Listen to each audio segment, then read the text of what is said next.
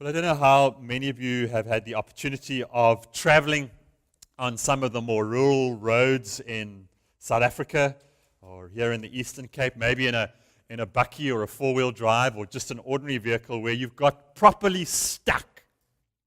But properly stuck. Got to have a few hands. Have you ever got properly stuck? A few folk being honest here and there. I mean, it's nothing to do with your driving. It's just the reality that the road itself, in some way, you got stuck. And Shulz and I have had that on a couple of occasions, particularly when we were living a little further up in Africa. And I can remember one particular occasion where the road was a road where huge trucks used to travel. Bringing supplies and so on. And so they had these big tracks going down the road, big ruts, this side and this side, and a groot middelmannetjie. You know what a middelmannetjie is, eh? Everybody Engels is for a middelmannetjie. What is it? So anyway, us and our bakkie with much smaller wheels, we came along this road and, going along these tracks, and then we just got beached, These two ruts on either side were just way too deep for us, and we just got beached. And we had to have help. And local people, indigenous people who lived there, came out with water and assisted us, and everyone got hot and sweaty. And it was just it turned out to be quite a good fellowship time, but it took us quite a while to get unstuck, to gain traction again. To get, you've got to put branches under sometimes, and you've got to do rocks, lots of things. Jack up the vehicle to try and get traction to get going. And I think, as I think of those incidents and I think of driving vehicles and gaining traction or losing our way, the Christian life is sometimes like that. We lose our way, or we battle, we get beached, or we struggle to get traction. And, there's a story you've read about Moses and his life, the start of his life, and we're going to look a little deeper into that. And then what Paul speaks about, this battle that we're facing. This fact that our lives do get stuck and we struggle to get traction. The first thing I'd like to say is that I think that it may be that we underestimate our own ability in God. It may be that you, this morning, have a low self-esteem, a low sense of worth of what you can do in Christ. That may be, one of the reasons why you struggle to gain traction. Look what happened with Moses and with Joshua. After the death of Moses, the servant of the Lord said to Joshua of Nun, Moses' aide, Moses, my servant, is dead. It's kind of a very dead opening. It's dead. Moses is dead. And, think of Joshua. What must he have felt like? This is tough news. Can I do the job, this new assignment that God has given me? Moses is dood a mossie. Again, I don't know, what do you say in English? Alan, what do you say in Xhosa? As dead as a mossie. Is there a translation? Huh? Are you just dead in Xhosa? How do you say as dead as a mossie? So dood a mossie. Is there a saying? Is there an idiom or not? Huh? Alan's working on that one. So, but it's really... Moses was such a larger-in-life person, such a great leader. You wondered what went through Joshua's mind. And we face these challenges, and often they feel like cul-de-sacs, my work, my study, my relationships, ministry, mission, whatever it may be. And we go through these kind of, I'm not worthy for this. I've got this unholiness in my life. I've got too many personality problems. Choleric, phlegmatic, sanguine, melancholic. How am I ever going to make it? Dr. Howe, when he was here, I don't know if you remember that lovely speaker we had in the apologetics ministry, and Dr. Howe had this lovely way when he was doing one of his talks with us here, because he's an apologist, which generally they debate. So, he says, why do I debate so many people around the world? It's because I can't get along with anyone. And then he would debate himself up front. Dr. Howe says this. No, Dr. Howe says this, like this double personality thing going, which was very humorous, but is often quite real in our lives. As we debate with ourselves, can I do it? Am I going to make it? The marriage, the relationship, the challenge, whatever we're facing. And I can just think of Joshua, as this information comes to him that Moses, my servant, is dead. And it's time for you, Joshua, to begin to... I wonder how the gears of his mind began to change as he thought about this challenge. I mean, Moses was the one who spoke face to face to God. Moses, the one who led millions, through the wilderness. Moses, this amazing guy. I mean, Moses had his own security issues, didn't he? Remember when God called him? But Moses said to the Lord, "Since I speak with faltering lips, why would Pharaoh listen to me?" Moses himself struggled. So it seems, friends, that God mostly uses us despite our insecurities as we grow in dependence on Him. And so if you're feeling insecurity here today and you're wondering, well, can God really use little old me? Well, the good news is, yes, He can. Mostly despite little old me. But it could be that we underestimate, what God can do through us. You happy with that, friends? We get stuck sometimes. We feel we're unworthy. We underestimate our own ability in God. I mean, secondly, it might just be that we've underestimated the magnitude of the task. You set out on marriage and the honeymoon was over. Woe is me. Where's my next honeymoon? There's no more cash for that, so stay at home. Feed the dogs and the cats. I mean, we have these dogs and cats. We have these cats at the moment. And they just, I don't know if yours are eating so much. Our cats are eating, I think it's the cold weather. We have these cats, you walk down the passage, they attack you for, when they want to be fed. They jump out of a room, dark of night, They attack you. They want more food. Do you always do that? Our cats are doing that at the moment. Look at the beautiful, words that God gives to Joshua. We're in Joshua 1 still. Now then, you and all these people get ready to cross over the Jordan River into the land I'm about to give you, to the Israelites. I will give you every place where you set your foot, as I promised to Moses. Your territory will extend from the deserts of Lebanon and from the great river Euphrates, the Hittite. I mean, it sounds amazing, doesn't it? The only problem is, the promised land is full of the enemy. Amazing promise, wonderful, sounds amazing, but it's actually full of Philistines and big hairy monsters and big people that are bigger than us, got huge armies. But the promise of God remains. But it may be that we underestimate just the size of the task. And the crossing over of this river for Joshua, I mean, it wasn't an easy thing, was it? I mean, it was springtime, and the river was flooding. So by the way, Joshua, you're going to get across this river. You're just going to get across with these millions of people. And here's how you're going to do it. The priests, not the army, get the priests, get the pastors. Oh dear. What do the pastors know about crossing rivers and warfare and all that kind of? No, by the way, the priests they're going to take the ark, which is God's presence, and they're going to step into the river, and the river will stop. Just like that. And of course it did. But it took faith, didn't it? It took faith. It took steps of faith. Sometimes life, it starts out, it seems so easy, and then, difficulty comes along. And Joshua's got to lead all these people with all their baggage, emotional, spiritual, and physical. When you got tied up in family, you got tied up with a whole bunch of other people's stuff. And so life gets complicated. Work gets complicated because it's about relationships, isn't it? But the promise of God remains, the beautiful promise of God. And there's this lovely scene as they're crossing over the river.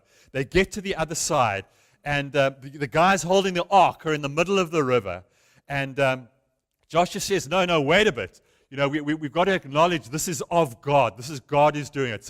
So get 12 stones from where these guys are standing in the middle of the river while the water's being held back. It's like crossing, the Red Sea. This is not just a natural phenomenon, friends. This is the river in full flood. This is God's intervention. The river is backed up over there. There it is, raging. It's held there. Get 12 stones. Let's put up a little memorial over here. So whenever the children or anyone asks, how did this happen? We will tell them that it was God. And so, friends, when life gets a little bit too much, let's remember who's in control. Let's remember who did it, who called us, Who called us into it? Who designed it? Whose idea was it in the first place? We were having Andre and Nikki aren't here, but I don't think he'll mind if I share the story. Anyway, if he blames me afterwards, just tell him it was me. But Andre Moorman was saying to us at the Ephesians course, we were talking about family life and parenting and so on. And I asked the question, what's the goal of parenting? Andre Moorman, Andre and Nikki, youth, children and all that. And Andre just starts out, survival! Which I thought was great. Because it is sometimes, it's just survival, isn't it? That's the goal. The survival. Yeah, so is that your goal? Survival? It seems like you just get going, and then this unexpected storm comes up, and life becomes complex. We get stuck. It might be that we underestimate just the magnitude of the task, and just how much we have to depend on God. Because each step away for Joshua, the difference between Joshua and Moses was Joshua's significant obedience at every step of the way. He was incredibly successful. His obedience was just amazing. And the reality, you think of the Acts chapter 27 when Paul is on his way to Rome. You remember that story? He's on his way to Rome. And he's got these bunch of guys around. He's on the ship. They're on this little haven, and everyone's in a rush to get to the next place because it's not kind of a nice place to have a winter stopover. And you remember there's this kind of group pressure for the captain and those who are leading the prisoners to set sail. And Paul says in the text, Luke says in the text that Paul warned them. He says, I can see that the journey is going to be disastrous. Do you remember it? But they listened to the majority voice and so on, and they set sail. And the text says they thought they had a favorable wind. You remember it? The little gentle southeaster started to blow. And then what happened, just like here, by mid-afternoon, it's a rip-roaring gale. And no longer can they keep anchors down to kind of slow things down. The text says they just ran before the wind. Things making a noise, Dan.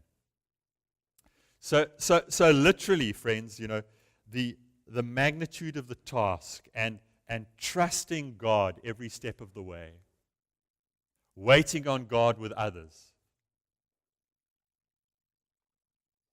So it may be that we've underestimated the task, but finally, and I want to spend a little bit more time on this one, is that we may, why do we get stuck? Why do we battle to gain traction? It may be that we've underestimated the enemy. And that's with a big E, the enemy. Joshua, no one will be able to stand against you all the days of your life. As I was with Moses, so I will be with you. I will never leave you or forsake you. Be strong and courageous, because you will lead these people to inherit the land that I swore to your ancestors. Be strong. I mean, why is he saying this again and again? Be strong and very courageous. Be careful to obey all the law my servant Moses gave you. Don't turn from the right. Don't turn from the left, so that you may be what? So that you may be successful wherever you go. What a lovely text, eh? What a magnificent text. How Joshua must have just soaked it up. And so now we cross over for some New Testament wisdom, just to gain a little insight on this battle. And so, we don't want to underestimate the enemy, do we? The scriptures are very clear that we do face the enemy. His name is Satan, the devil. He is a very real, very personal enemy. So the first thing you want to acknowledge is that we are in a battle. Step 101. 101 in this is that we're in a battle, but the war has already been won. We're in a battle, but the war has already been won. I mean, if we don't acknowledge we're in a battle, we won't prepare for the battle, will we? And we won't know how to fight the battle. So, are you with me, friends? Could I have a little gentle? Thank you, Lionel. Lionel knows we're in a battle.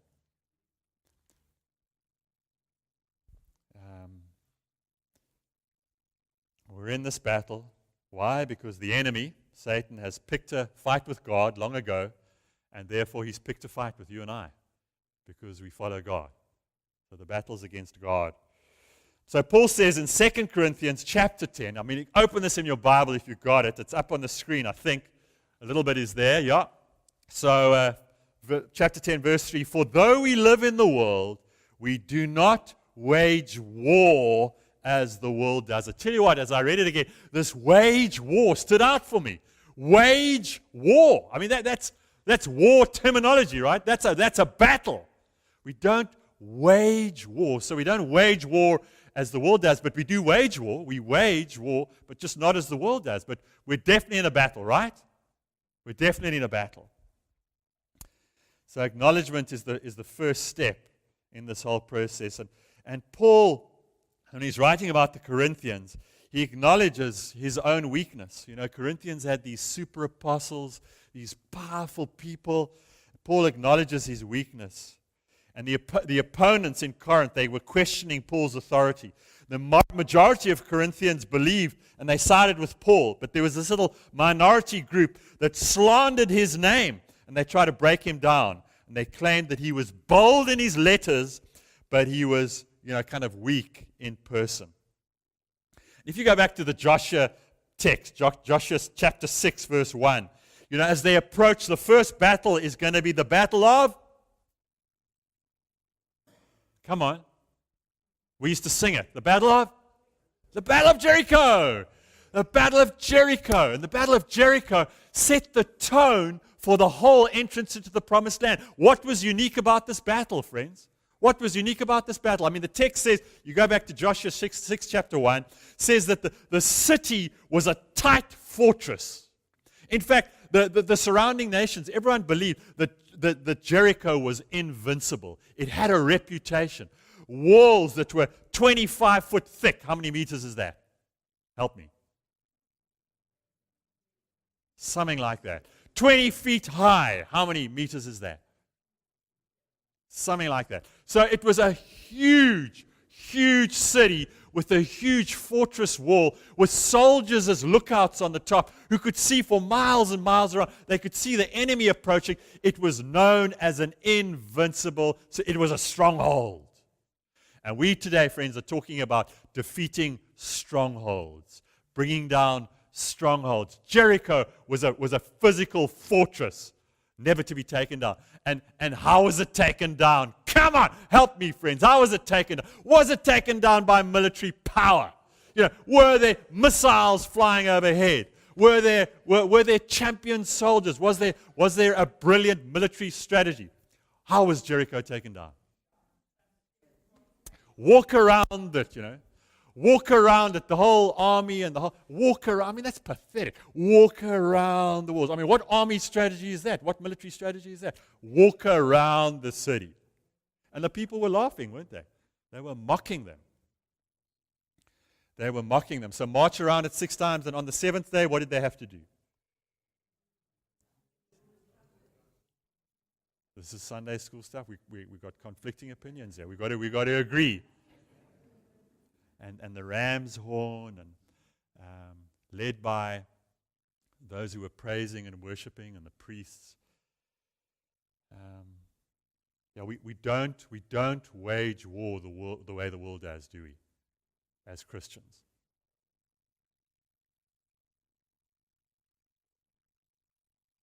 We don't wage war. And Joshua 6 verse 2, but I have given you Jericho, its king, and all its mighty warriors. I have given you Jericho. So if we're acknowledging that we're in a battle, but the war has been won, and secondly, so we're going to have to discern which weapons we're going to have to use. And friends, if we underestimate our enemy, then we don't discern. But if we hold the enemy in full view, he's a defeated foe, but we understand that he has power, then we discern our weapons well. So verse 4, the weapons we fight with are not the weapons of the world. On the contrary, they have divine, read it with me, friends. On the contrary, they have divine power to, isn't that amazing? To demolish. I mean, think back. Israel could always remember when God took down Jericho. You know, a kind of a praise and worship group took them down. Just magnificent.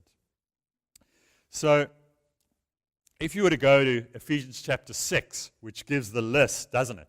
Gives the list of what our weapons are. A guy called David Guzik, he writes on Ephesians 6. And I'd love you just to hear this.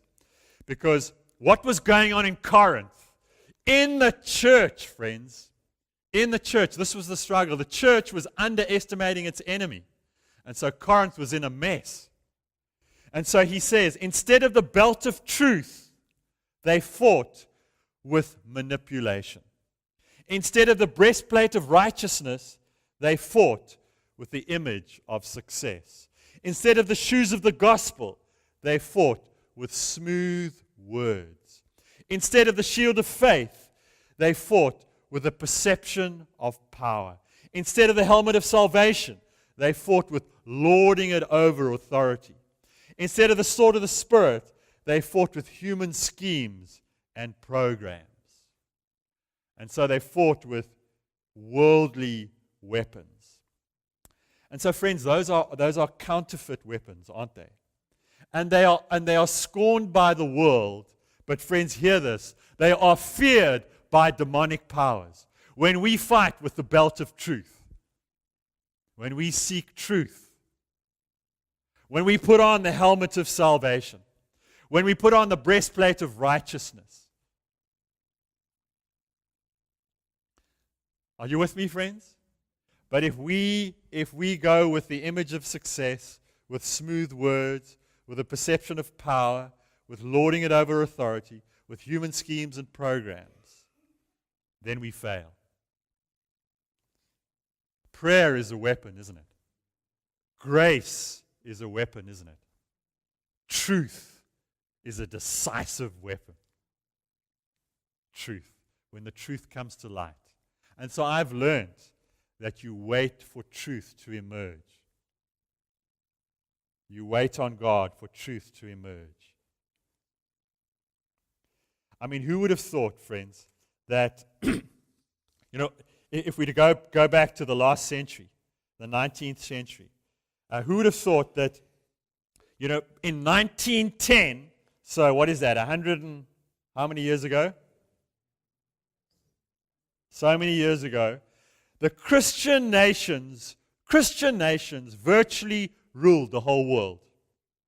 With the exception of China, Japan, and the declining Ottoman Empire, the globe was dominated by Christian powers, especially Protestant Great Britain, Germany, and the United States. Following the Battle of Waterloo and the defeat of the French Revolutionary and Napoleonic Wars, the Congress of Vienna had ushered in a century of comparative peace, astounding increase in population, unprecedented increase in productivity, standards of living. The 19th century had been a century of astounding achievements, growth, and expansion. By 1910, the world was being led by people who had traditionally been known as Christian. Anticipating the fulfillment of the Great Commission at the First World Mission Congress in Edinburgh in 1910, delegates were anticipating the extinction of all false religions the world would be evangelized and discipled, hear this, by 1960. That was the dream in 1910 because of the Christian world domination. They were anticipating the fulfillment of the Great Commission and the beginning of the biblical millennium on earth. Depends on your theology there. By the end of the 20th century.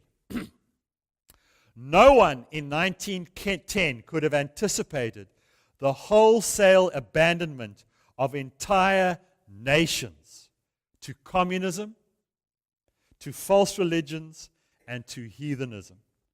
Nor would any of it predicted that the church would retreat from victory to such an extent that they would even be questioning the existence, listen to this, friends, the existence of the devil, the existence of hell, or the reinterpretation of marriage to include that which the God of the Bible describes as perversion.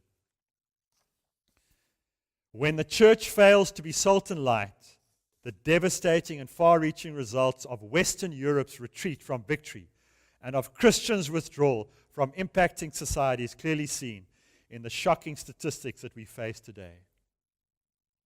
I mean, Europe is considered post-Christian. How did it happen? 2 world wars. Hey? Where did the conflict go from? The conflict came between human beings. Who would have thought? 1910, the world church was saying the world is soon to be evangelized. And look where we are today, friends. Friends, we cannot fight the battle by human means at all. It is a spirit. Are you with me, friends? So when we retreat from being salt and light, when we retreat from bringing truth and justice into the world, Christianity retreats. And now then, let's just finish off in this last little part. We demolish arguments and every pretension that sets itself up against the knowledge of God. We take captive every thought to make it obedient to Christ. Friends, it always begins and ends in your mind and my mind. It always begins and ends with our thinking. But please understand that it always begins and ends with the church. In Corinth, the struggle began in the church. And so Guzik, when he finally writes on this, he says, we miss it entirely if we think the love of manipulation, the image of success, smooth words, the perception of power, lording it over authority, and human schemes and programs are just problems amongst unbelievers. Paul dealt with this heart and mind in the church. That's where it started. And so, friends, as we close this morning, let's consider the example of Christ. The example of Jesus. How did he defeat Satan? Why was Satan kicked out of heaven? Because he wanted to be like God. It was his pride, his arrogance, wasn't it? His pride and his arrogance. So in Philippians chapter 2, in your relationships with one another, have the same mindset as Christ. Have the same mindset as Christ. So it begins and ends in our minds. Mindset of Christ Jesus, who being in the very nature of God, did not consider equality with God something to be used to his own advantage. He was not going to take the devil on in a worldly way. It wasn't going to be pride for pride. God didn't send his son Jesus into the world to become another Herod.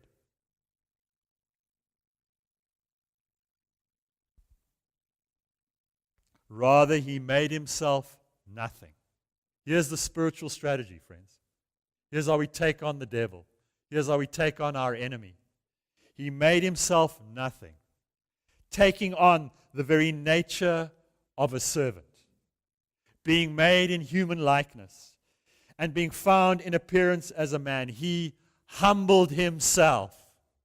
He humbled himself by becoming obedient to death, even death on a cross.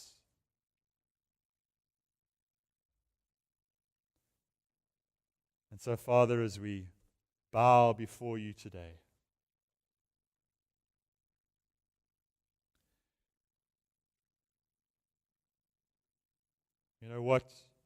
what struggle are you facing?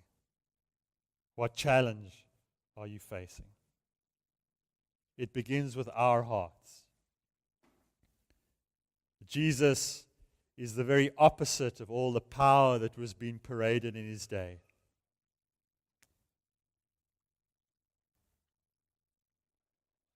And so let's remember that we're in a battle, but the war has been won. There is no need, friends, to be paralyzed by a defeated enemy. There is no need to be paralyzed by a defeated enemy. And I do believe that God wants you and I to gain traction this morning, He wants our lives to move forward in God.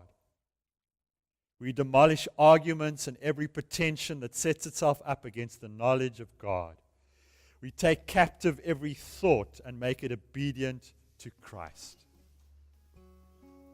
Can we do that this morning, friends? You know, what's going on in your mind?